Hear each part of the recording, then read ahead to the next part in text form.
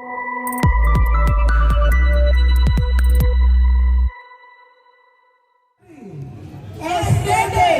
Batu Rigi.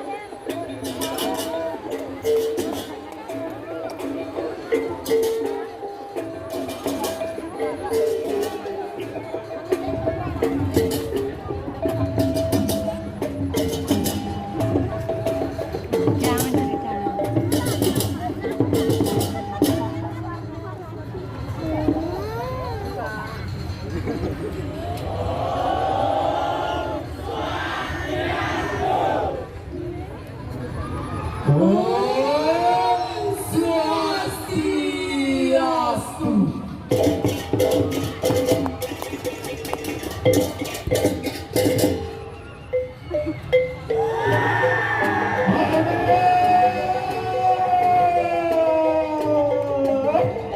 Ram-ram menjadi langsang yang sakit berada. Bukir lawan ke depan bali wadah di dalam parwaku. Andian geger parwada dewada bakal lawan di kanan berseramu. Lipat cara kalau jemaah melawan dua pada kali itu.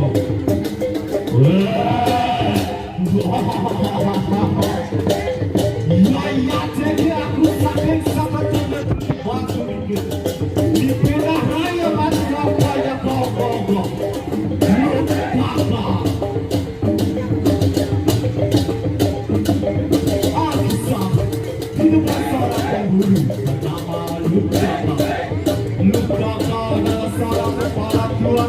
Yang menghidupi keluarganya dengan berburu binatang di hutan. Hasil buahnya sebagian ditukar dengan para kebutuhan keluarga dan sebagian untuk sehari-hari dimakan bersama keluarganya. Nugrakan sangat rajin bekerja sejak saat cukup tahun, sehingga tidak heran bila dia selalu pulang membawa banyak hasil buruan. Cuaca hari ini sangat cerah dan waktu yang tepat untuk melakukan pemburuan. Nugrakan pun berencana untuk berburu dengan harapan mendapatkan hasil buruan yang banyak. Istriku, aku akan pergi berburu lagi hari ini. Tolong ambil peralatan berburu. Baik suamiku.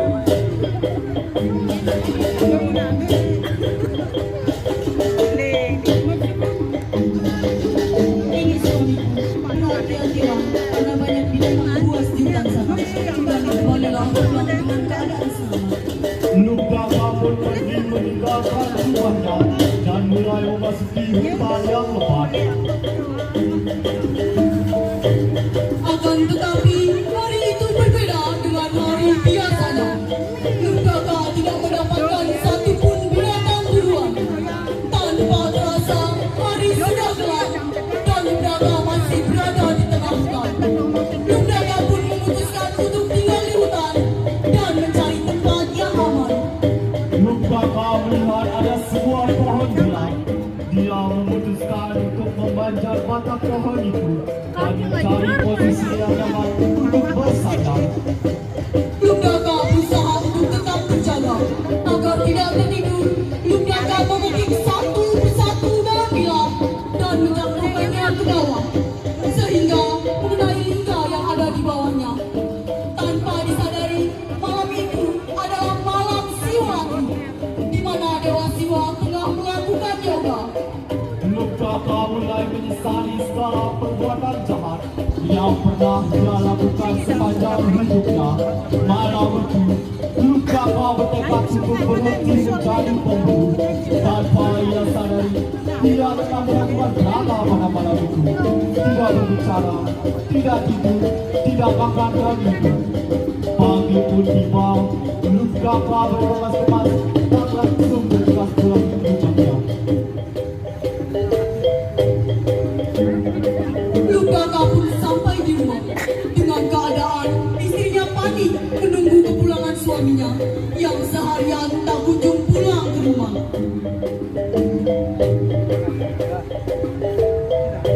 Istriku, aku pulang.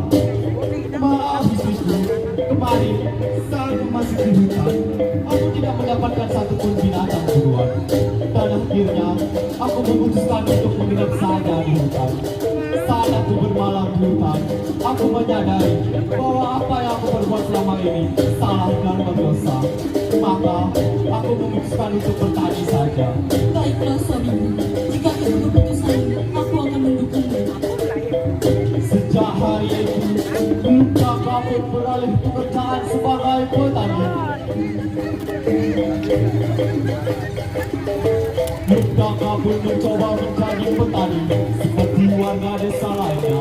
Tapi bekerja sebagai petani tidak memberinya banyak kesulitan gerak, sehingga tubuhnya mulai kaku dan sakit. Hari demi hari pun berlalu, kondisi kesehatan Lugaka semakin memburuk. Aduh, kataku. Lugaka pun tersukur. Lugaka pun akhirnya meninggal dunia. Kepergian Lugaka memberi duka yang dalam untuk istri dan anaknya. Roh Lugaka setelah lepas dari jasadnya melayang-layang di angkasa. Dewa Yama pun memerintahkan pasukan Cikrawala untuk menjemput roh Lugaka. Cikrawala!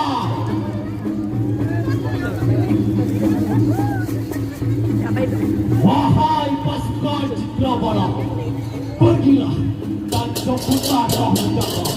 Bawa dia ke kerajaan juga untuk menebus segala dosanya. Baik Tuan, ayo kita pergi.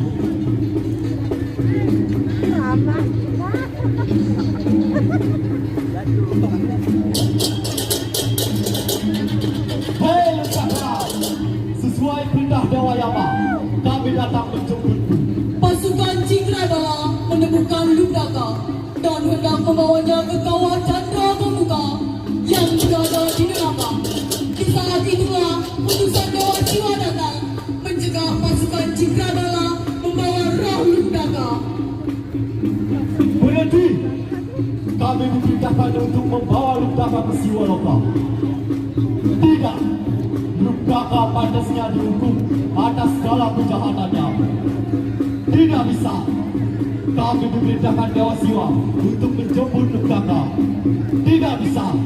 Pertikaian pun terjadi. Dewa Siwa mendatangkan wujudnya dan menjelaskan kepada pasukan Cikrawala. Wahai pasukan Cikrawala, walaupun Lugaka berang membunuh binatang, tapi pada suatu malam di mana Siwalati, Lugaka berbukan jaga semalam itu dan dicari bersama-sama di masa lalu. Sehingga roh Lugaka berhasil mendapatkan pengampunan. Baiklah tuanku, maafkan kekeliruan hamba. Pasukan Cikrawala pun menyerahkan Lugaka kepada utusan Dewa Siwa dan Lugaka dibawa ke Siwaloka. Di Siwaloka, Dewa Siwa menerima kedatangan roh Lugaka karena baktinya saat malam Siwalati. Dengan demikian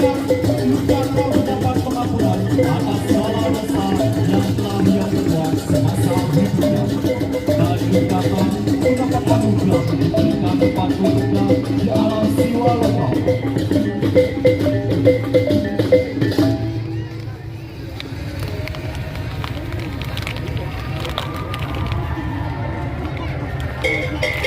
Malam Siwalakri selalu dikaitkan dengan cerita Lubrata yang dikarang oleh Empu Tanaku, seorang empu besar di zamannya. Siwalakri diartikan sebagai malam siwa karena pada hari tersebut Tuhan yang bermanifestasi sebagai Sang Hyang Siwa melakukan yoga semalam suntuk untuk melebur dosa manusia. Manusia seringkali menuntut keharmonisan sosial tanpa terlebih dahulu membangun kesadaran moral dalam dirinya. Melalui perlindungan Siwalakri, mari kita bersama menyadari bahwa ketidakseimbangan dalam kehidupan bermasyarakat berakar dari ketidakmampuan. Dalam pelaksanaan hari Siwalakri, ada 3 brata yang harus dilakukan. Mona brata, menahan diri berbicara atau berucap dengan tujuan menjernihkan pikiran agar terhubung dengan keinginan. Jaga, terjaga tidak tidur untuk membuka panca indera sepenuhnya dan mengisi dengan ajaran suci serta fokus pada puasa, tidak makan dan minum untuk mengendalikan hawa nafsu dan ikatan duniawi.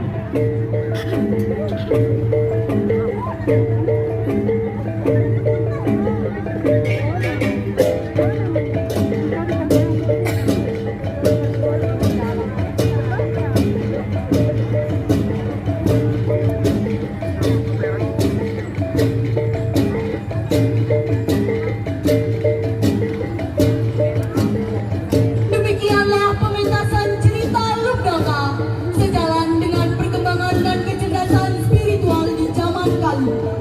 Penafsiran kata peleburan menjadi kontroversi karena tidak sejalan dengan hukum karma. Semua punya sudut pandang dan cara tafsir yang berbeda-beda.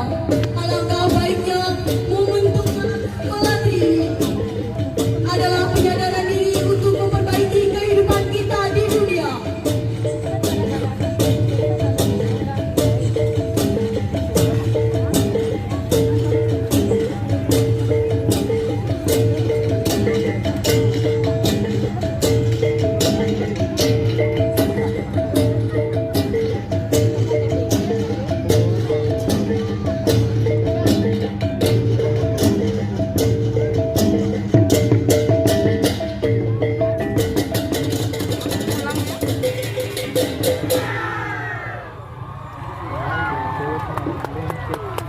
Om Santi, Santi, Santi. Om. Semeton Baturingin mengucapkan selamat Hari Raya Nyepi Tahun Baru Saka 1948.